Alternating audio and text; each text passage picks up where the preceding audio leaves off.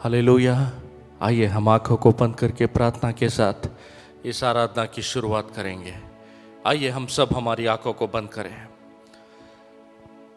और परमेश्वर से मांगे, प्रभु आज हम तेरे बीच में आए हैं प्रभु, खाली दिलों से तेरे दिल पास आए हैं प्रभु, हमें भरो प्रभु। आज हम आपके वचन से सुनने के लिए, आपकी आराधना करने के लिए आपके बीच में आए हैं प्रभु। तेरी उपस्थिति में हम आए हैं प्रभु।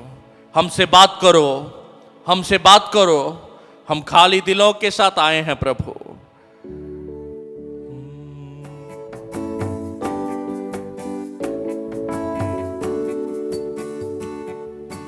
तुझको बुलाए यीशु राजा, दिल मिले दिया लेके आजा,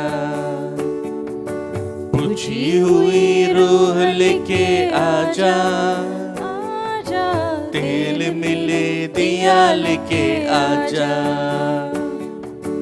तुझको बुलाए यीशु राजा, तेल मिले दिया लेके आजा,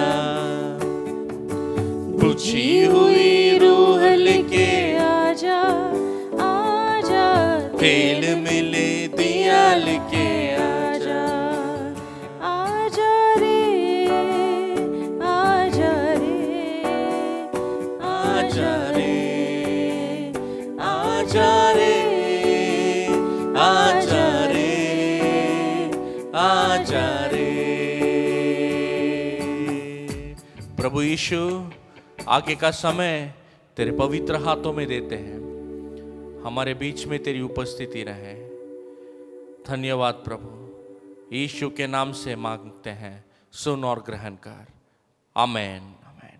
आइए हम सब मिलकर एक गाना गाकर परमेश्वर की महिमा करें। आज यीशु जिंदा है, हम बताने आए हैं। आज यीशु जिंदा है, हम बताने आए हैं। हम बताने आए हैं, हम बताने आए हैं, हम बताने आए हैं, हाँ हम बताने आए हैं। आज यीशु जिंदा है, हम बताने आए हैं। आज यीशु जिंदा है, हम बताने आए हैं। जब यीशु दुनिया में था, कोढ़ी को चंगा किया। जब यीशु दुनिया में था, मुर्दों को जिंदा किया। जब यीशु दुनिया में था, कोढ़ी को चंगा किया। जब यीशु दुनिया में था, मुर्दे को जिंदा किया। आज यीशु जिंदा है, हम बताने आए हैं। आज यीशु जिंदा है, हम बताने आए हैं। आओ अभी, आओ सभी, वो बुलाता है। जीवन की राहों पर चलना सिखाता है। आओ अभी, आओ सभी, वो बुलाता है। जीवन की राहों पर चलना सिखाता है। आज यीशु जिंदा है, हम बताने आए हैं। आज यीशु जिंदा है, हम बताने आए हैं। हालेलुया। यीशु जिंदा है। वही आज हमारे इस जगह पर जमा होने का कारण है। वही आप इसे सुन रहे हैं, इसका कारण यही है कि आज यीशु जिंदा है। हम ऐसे परमेश्वर की आराधना कर रहे हैं जो आपके और मेरे बीच में हमेशा रहता है। वो जिंदा है, वो जिंदा है, इसीलिए वो हमारे साथ में, हम जब उसकी बात करते हैं, हम जो जगह पर जमा होते हैं उस जगह पर वो उतर आता है एक आत्मा के रूप में। एक आत्मा के रूप में यीशु ने यूहन्ना रचित सुसमाचार 3 अध्याय में एक ज्ञानी व्यक्ति से कहा। उस ज्ञानी व्यक्ति ने परमेश्वर यीशु से पूछा, प्रभु आप किस लिए आए हैं? आप क्यों आए हैं? क्या सिर्फ चमत्कार करना आपका काम है? क्या मुर्दों को जिलाने और चमत्कार करने के लिए हमारे बीच में आए हैं? यीशु ने उसे उत्तर दिया, मैं ये तो जरूर करूंगा, ये चमत्कार तो जरूर करूंगा, लेकिन इससे भी एक बड़ा काम के लिए मैं आया हूं। मैं इसलिए आया हूं ताकि मैं मेरा जीवन उस क्रूस पे तुम्हारे लिए दूं, जिसके वजह से जहां पर तुम जमा होगे उस जगह पर मैं मौजूद हो सकूं। मैं मौजूद हो सकूं जहां पर तुम जमा होगे। ऐसा नहीं कि इस जगह पर चेन्नई में या दिल्ली में, वो कहता है जहां पर तुम जमा होगे उस जगह पर मैं जमा हूं। वो कहता है, प्रभु ये कैसे मुमकिन है? ये कैसे मुमकिन है? यीशु उसे जवाब देता है, क्या तू हवा को देख सकता है? क्या हवा को देख सकता है? वो धर्मगुरु कहता है, नहीं नहीं। यीशु ने कहा, वैसे ही हवा को देख नहीं सकते, लेकिन जब वो बहता है उसे महसूस कर सकते हो। वैसे ही मैं जीवित हूं, और जहां पर मेरी आराधना करोगे वहां पर मुझे महसूस करोगे। वहां पर, उस जगह पर तुम मुझे महसूस करोगे, मुझे महसूस करोगे, मेरी आत्मा को महसूस करोगे, मेरी काम करने वाली उस पवित्र आत्मा को, मेरी आत्मा को महसूस करोगे। आज यीशु जिंदा है। कौन से रूप में? एक आत्मा के रूप में वो जिंदा है, और हम सबके बीच में मंडरा रहा है। आप इसे जहां से भी देख रहे हो वहां पर भी वो मंडरा रहा है। यहां मैं बोल रहा हूं, यहां पर भी वो मंडरा रहा है। उसके नाम को जहां पर हम बोलते हैं उस जगह पर वो हाजिर है, वो हाजिर है। वही ये गाना कहता है, आज यीशु जिंदा है, हम बताने आए हैं। जब वो दुनिया में था तब उसने कोढ़ी को चंगा किया, मुर्दों को जिंदा किया। वैसे ही आज वो जिंदा है, और जब हम उसकी आराधना करते हैं वही अद्भुत चमत्कार हमारे जिंदगी में करता है। आइए हम फिर से गाएं इस गाने को और यीशु मसीह की महिमा करें। आज यीशु जिंदा है, हम बताने, गाइए मिलकर, आज यीशु जिंदा है, हम बताने आए हैं। फिर से, आज यीशु जिंदा है, हम बताने। जब यीशु दुनिया में था, जब यीशु दुनिया में था, कोढ़ी को चंगा किया। जब यीशु दुनिया में था, मुर्दे को जिंदा किया। गाइए, जब यीशु दुनिया में था, कोढ़ी को चंगा किया। जब यीशु दुनिया में था, मुर्दों को जिंदा किया। आज यीशु जिंदा है, हम बताने आए हैं। आज यीशु जिंदा है, हम बताने आए। आओ सभी, आओ अभी, आओ सभी, वो बुलाता है, जीवन की राहों पर चलना सिखाता है। आओ सभी वो बुलाता है, जीवन की राहों पर चलना सिखाता है। आज यीशु जिंदा है, हम बताने आए हैं।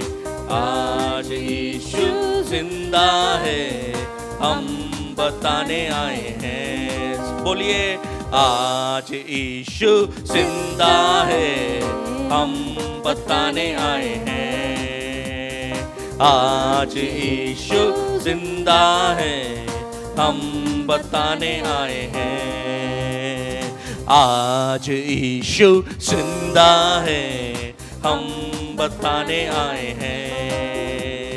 आज यीशु जिंदा है, हम बताने आए हैं।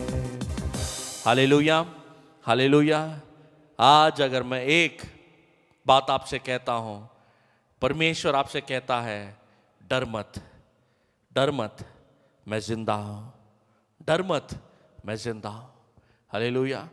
आज मैं इसी के बारे में आपके बीच में बात करने वाला हूं। ये डर कहां से आता है और ये क्या करता है, और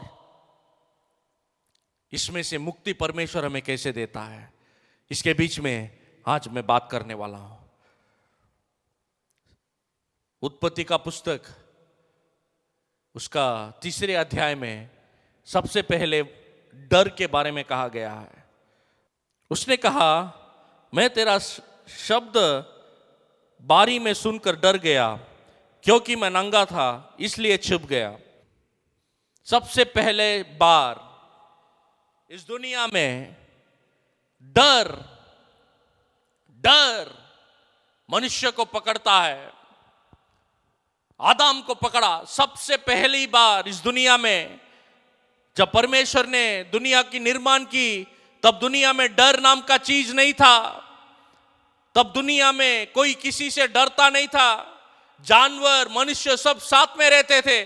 परमेश्वर के वचन में यहां तक लिखा है कि आज हम जो भी जानवर से डरते हैं, वो सारे जानवर पहले आदम के पास, एक आज हमारे साथ में कुत्ते को कैसे रखते हैं, वैसे शेर सब उसके पास आकर रहते थे। उसी ने उनको नाम दिया बोलकर लिखा है। परमेश्वर के वचन में लिखा है, उत्पत्ति का पुस्तक 2 अध्याय में, परमेश्वर ने उन जानवरों को एक एक करके आदम के पास लाया, निर्माण किया जानवरों का। उसके बाद आदम का निर्माण किया। आदम को बिठाकर परमेश्वर ने एक एक जानवर लाया उसके पास, और आदम वहां बैठकर उन जानवरों से डरते हुए नहीं, आराम से बैठकर उन्हें नाम दे रहा था। लेकिन ये डर कब पैदा हुआ उसके बारे में हम पढ़ेंगे। तो परमेश्वर ने जगत को बनाया, आदम को बनाया, और उत्पत्ति का पुस्तक 2 अध्याय 16 वचन में परमेश्वर आदम से कहता है, और यहोवा परमेश्वर ने आदम से यह आज्ञा दी, तू वाटिका के सब वृक्षों का फल बिना कटने का खा सकता है, पर भले या बुरे के ज्ञान का जो वृक्ष है उसका फल तू कभी ना खाना, क्योंकि जिस दिन तू उस फल को खाएगा उसी दिन अवश्य मर जाएगा। जिस दिन तू वो फल को खाएगा उस दिन अवश्य मर जाएगा। परमेश्वर ने शुरुआत में सारे आकाश पृथ्वी सबका निर्माण किया। उसके बारे में बताने के लिए समय नहीं है, लेकिन मैं सारांश में बताता हूं। उत्पत्ति का पुस्तक 1 और 2 अध्याय में आप उसके बारे में पढ़ सकते हैं। ये दुनिया का निर्माण परमेश्वर ने कैसे किया, उसके बारे में पढ़ सकते हैं। सब कुछ बनाया परमेश्वर ने। पहले ज्योति बनाया, उसके बाद सूरज को बनाया, उसके बाद सब कुछ एक एक करके पेड़ पौधे, जमीन, पानी सब कुछ बनाया, और आखिरी में मनुष्य को बनाया। और मनुष्य को एक सुंदर सा बगीचे के बीच में परमेश्वर ने रखा, और उसको परमेश्वर ने एक आज्ञा दी, उसे कहा तू ये बगीचे के हर एक फल को, हर एक वृक्ष के फल को खा सकता है, लेकिन 2 वृक्षों के फल को मत खाना। 2 वृक्षों के फल को मत खाना, क्योंकि जिस दिन तू उसे खाएगा उस दिन तू मर जाएगा। और शैतान क्या कहता है, देखो अगले वचन में शैतान कहता है, तब सांप ने स्त्री से कहा तुम निश्चय न मरोगे। खाओ, परमेश्वर ने जो आज्ञा की दी है उसे मत मानो, इस फल को खाओ, दिखने में जो अच्छा है, इतना सारा फल तुम्हें परमेश्वर ने खाने को दिया है, ये सारे फल में को छोड़कर इस फल पर तेरी नजर लगा और इसी फल को खा, बोलकर शैतान उकसाता है। और क्या कहता है, परमेश्वर ने कहा तू जिस दिन खाएगा उस दिन मरेगा, लेकिन सांप कहता है तू सच में नहीं मरेगा, सच में नहीं मरेगा। आज भी दुनिया में यही हो रहा है, जो गलत है, जो परमेश्वर ने कहा मत करो, उसी को सारी दुनिया कर रही है। और सही करने वाले इतने कम हो गए हैं संख्या में कि वो गलत करने वालों को देखकर सोचते हैं क्या सचमुच ये कभी करना गलत है। चौकस रहो, चौकस रहो, चौकस रहो। सांप आगे कहता है तुम निश्चय न मरोगे। परमेश्वर खुद जानता है कि जिस दिन तुम इस फल को खाओगे उस दिन तुम्हारी आंखें खुल जाएगी और तुम भले बुरे का ज्ञान पाकर परमेश्वर के तुल्य हो जाओगे। आदि मनुष्य स्त्री को परमेश्वर ने बनाकर अपने बच्चों की तरह संभालकर, परमेश्वर का वचन कहता है हर शाम उनसे आकर वो बातें करता था। लेकिन यहां देखो क्या कर रहे हैं ये लोग, उसी परमेश्वर के जैसा बनना चाहते हैं। और शैतान उनको उकसाता है, कहता है तू इस फल को खा, तू परमेश्वर के जैसा हो जाएगी, तेरा पति परमेश्वर के जैसा हो जाएगा। और अगला वचन कहता है स्त्री ने देखा फल खाने के लिए अच्छा है, आंखों के लिए अच्छा है, इसीलिए उसने खा लिया। और ये खाने के बाद अभी तक जो परमेश्वर के साथ खुले में बात करते थे, जो अच्छा या बुरा नहीं जानते थे, उनके अंदर अचानक अच्छा और बुरे का ज्ञान आ गया। अच्छा और बुरे का ज्ञान आ गया और वे जान लिए कि वे नंगे हैं और बगीचे में छुप गए। और परमेश्वर बुला रहा है उन्हें हर समय की तरह, आदाम आदाम कहां है तू। और आदाम बगीचे में छुपकर परमेश्वर से कहता है, परमेश्वर आज तक जब तुम्हारी आवाज मैंने सुना, दौड़कर तुम्हारे पास आता था मैं तुमसे बात करने के लिए, लेकिन आज आपकी आज्ञा न मानने की वजह से, आपने जो कहा था मत करो उसे करने के वजह से मैं डर गया, मैं डर गया। यही डर का सबसे पहला कारण है परमेश्वर से विरोध। जब हम पाप करते हैं, जब हम अज्ञान खोते हैं, तब हम सिर्फ लोगों का नहीं परमेश्वर का विरोध करते हैं। और जब हम परमेश्वर का विरोध करते हैं हमारे अंदर डर आ जाता है। आगे आगे हम पढ़ते जाएंगे तो और एक गलती उन्होंने की, उसे कहकर मैं परमेश्वर ने क्या किया उसके बारे में कहकर मैं समाप्त करने वाला हूं। 12 वचन देखो। आदम ने कहा जिस स्त्री को तूने मेरे संग रहने को दिया उसी ने उस वृक्ष का फल मुझे दिया और मैंने खा लिया। उसका उत्तर देखो, आदम का उत्तर।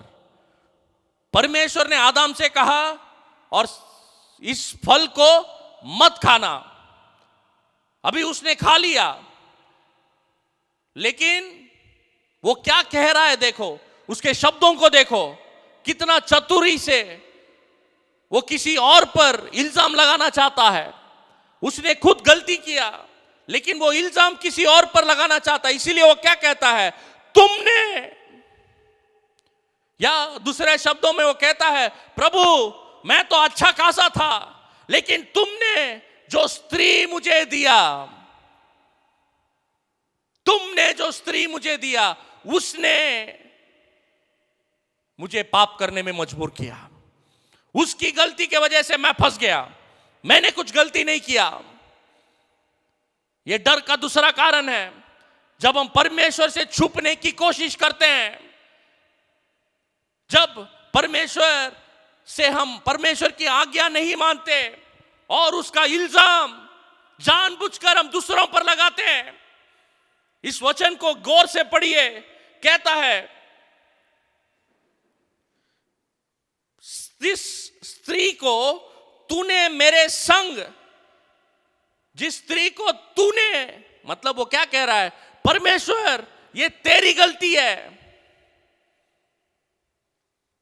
क्योंकि तूने वो स्त्री को मुझे दिया और वो स्त्री ने मुझे बेवकूफ बनाया।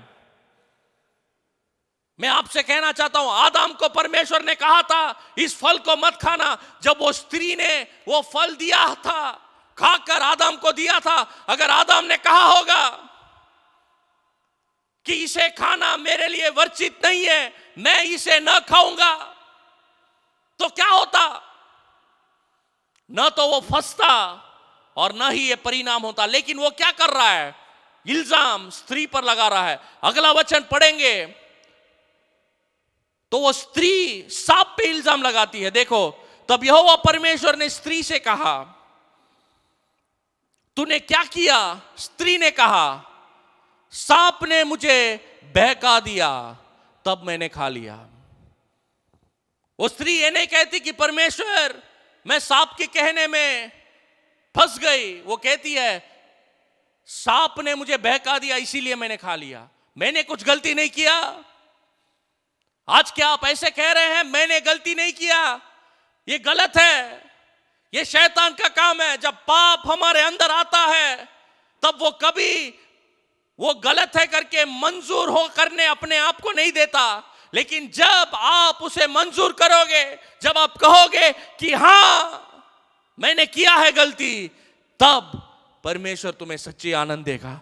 लेकिन इस जगह यही कहानी खत्म नहीं होती, यही कहानी खत्म नहीं होती। ये दोनों डर गए कि ये नंगे हैं और परमेश्वर के पास आना नहीं चाहते थे, और पत्तों के साथ, परमेश्वर का वचन कहता है उन्होंने पत्तों को लिया। मनुष्य का ज्ञान यही है, हमारी गलती छुपाने के लिए हम ऐसे चीजों का इस्तेमाल करते हैं जिससे वो कभी छुप नहीं सकती, वो कभी छुप नहीं सकती।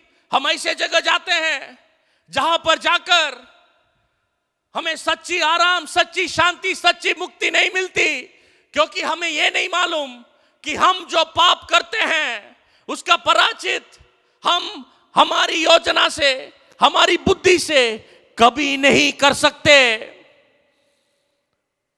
वो नंगेपन को छुपाने के लिए आदम और हवा ने क्या किया? पत्तों को लिया, उनको जोड़ा और उनको पहन लिया। अगर आप पत्तों को पहनेंगे, आधे घंटे में वो जड़ जाएगा, आधे घंटे में वो सूख जाएगा सूरज में। तब क्या करोगे आपके नंगेपन को छुपाने के लिए? आज पत्तों के जैसे किसके पीछे आप पड़े हैं? आपकी पापों को, आपकी नंगेपन को छुपाने के लिए। लेकिन परमेश्वर इनकी ये हाल देखकर वो तरस खाया। और आखिरी वचन कहता है, उत्पत्ति का पुस्तक 3 अध्याय, परमेश्वर ने एक जानवर को मारा और उसकी चमड़ी को लिया और उससे आदम और हवा के लिए उसने खुद कपड़ा बनाया। उत्पत्ति का पुस्तक 3 अध्याय 21वां वचन ऐसा कहता है, और यहोवा परमेश्वर ने आदम और उसकी पत्नी के लिए चमड़े के अंगरखे बनाकर उनको पहना दिया। सिर्फ बनाता नहीं, उसको मालूम था मनुष्य के हाथों में देंगे तो इसे पहनना भी वो नहीं जानता। वो तो सिर्फ पत्तों को सिलाकर कुछ समय छुपाना जानता है। इसीलिए परमेश्वर ने हमेशा के लिए उस नंगेपन को छुपाने के लिए एक जानवर को मारा और उसके चमड़े को लेकर उनके लिए कपड़े सिलाकर परमेश्वर ने पहनाया। ये बाहर की बातें हैं, बाहर की बातें हैं। लेकिन आपसे मैं कहता हूं,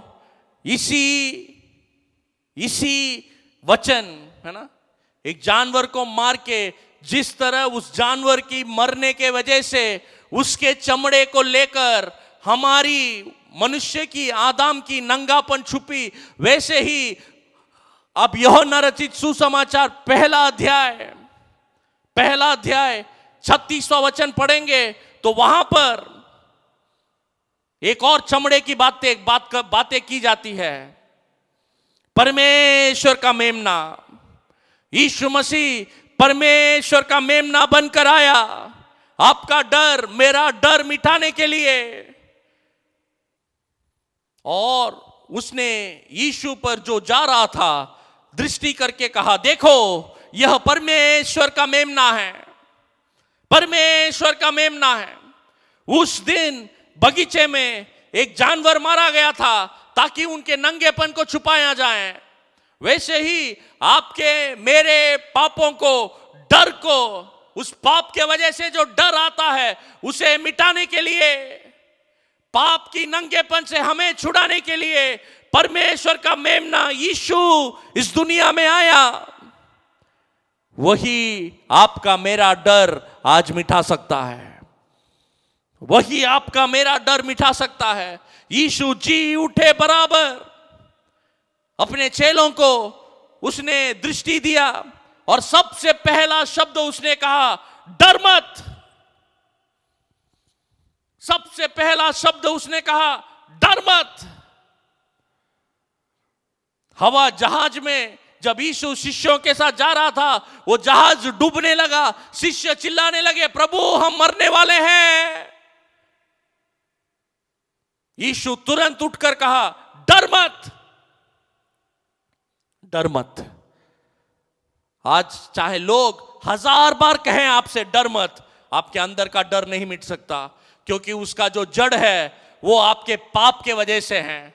लेकिन जब ये यीशु परमेश्वर का मेमना आपके जिंदगी में आता है, उस डर को वो उखाड़ कर फेंक सकता है, क्योंकि उसने आपके मेरे पापों के लिए जो दंड था उसने उसे अपने ऊपर लिया।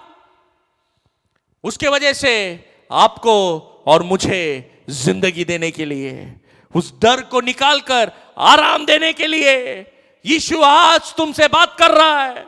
जहां से भी तुम सुन रहे हो, क्या डर में फंसे हो? क्या इसके पहले जो काम आपने किया है उसका डर तुम्हें सता रहा है? यीशु के नाम से आज तुम आजाद होगे, क्योंकि मेरा यीशु जिंदा है, क्योंकि मेरा यीशु जिंदा है।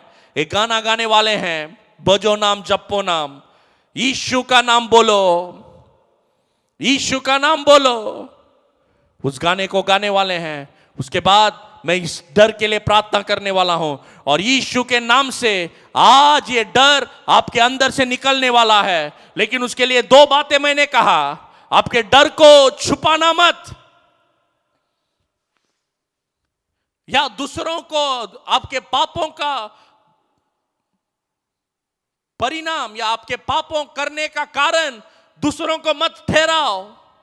जब आप मानेंगे मैंने गलती किया है और यीशु के पास आएंगे, वो तुम्हें, जैसे आदम और हवा को उसने चमड़ी के कपड़े पहनाकर उनकी नंगेपन को दूर किया, आज आपके डर को, आपके डर का जो भी कारण है, चाहे वो कोई भी पाप का नंगापन हो, उसे यीशु आज दूर करेगा।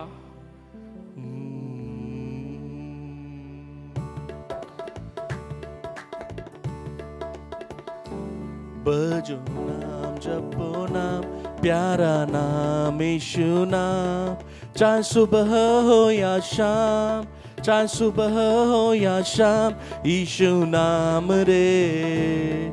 सब भक्त करो मिल गाओ यीशु नाम रे। गाइए, भजो नाम जपो नाम, प्यारा नाम यीशु नाम। चाहे सुबह हो या शाम, चाहे सुबह हो या शाम, यीशु नाम रे।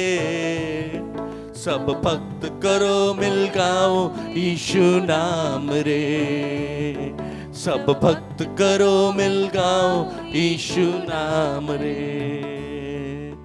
भक्त बिना भक्ति अधूरी, क्रिस्त शरण तुझे जाना है। छाड़ दे अपनी शक्ति बल, क्रिस्त से मोह लगाना है। भक्त बिना भक्ति अधूरी, क्रिस्त शरण तुझे जाना है। छाड़ दे अपनी शक्ति बल, क्रिस्त से मोह लगाना है।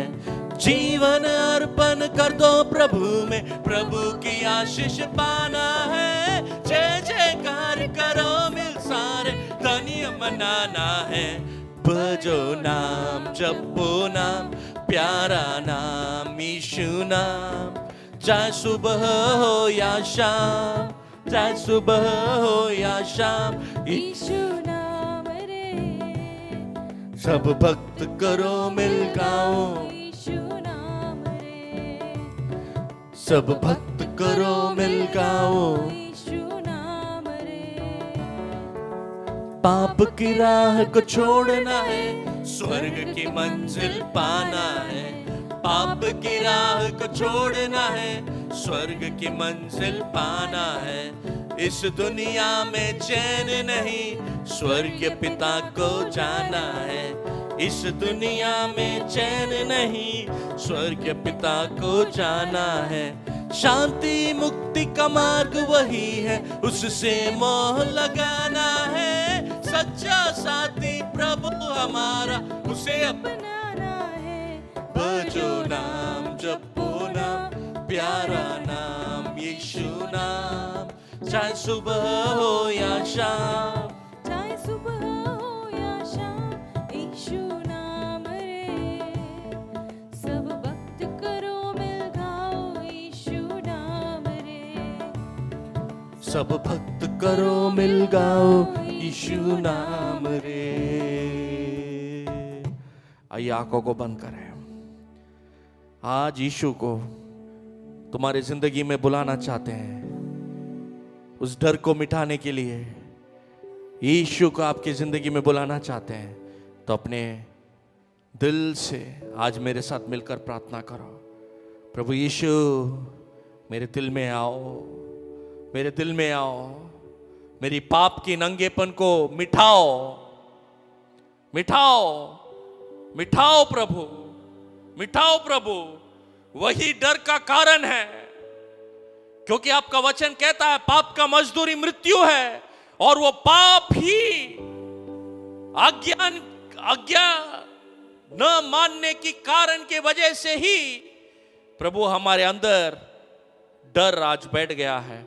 उस डर को मिटाने के लिए यीशु आप इस जगह पर मौजूद है, इसलिए आपको धन्यवाद देते हैं। मैं प्रार्थना कर रहा हूं यीशु के नाम से, आज इस समय जो भी डर के वजह से, पापों की बोझ के वजह से, डर के वजह से जो भी जूझ रहा है, यीशु के नाम से, यीशु के नाम से इसी समय जब हम प्रार्थना कर रहे हैं, उनके जिंदगी में आजादी मिले। इस समय उस डर को मिटाकर एक परमेश्वर की शांति, यीशु मसीह का आनंद। प्रभु आपने वादा किया है यूहन्ना रचित सुसमाचार में कि मैं तुम्हें शांति दूंगा, इस दुनिया देने वाली शांति जैसा नहीं, मैं तुम्हें ऐसा शांति दूंगा जो समझ के अपार है। उस शांति को यीशु के नाम से इसे देखने वाले हर व्यक्ति के जिंदगी में बोलते हैं। धन्यवाद यीशु, धन्यवाद यीशु, धन्यवाद हमारे डर को मिटाने के लिए, हमारी डर को मिटाने के लिए धन्यवाद। सारा आदर गौरव महिमा आपको देते हैं, यीशु के नाम से मांगते हैं, सुन और ग्रहण कर। आमीन, आमीन।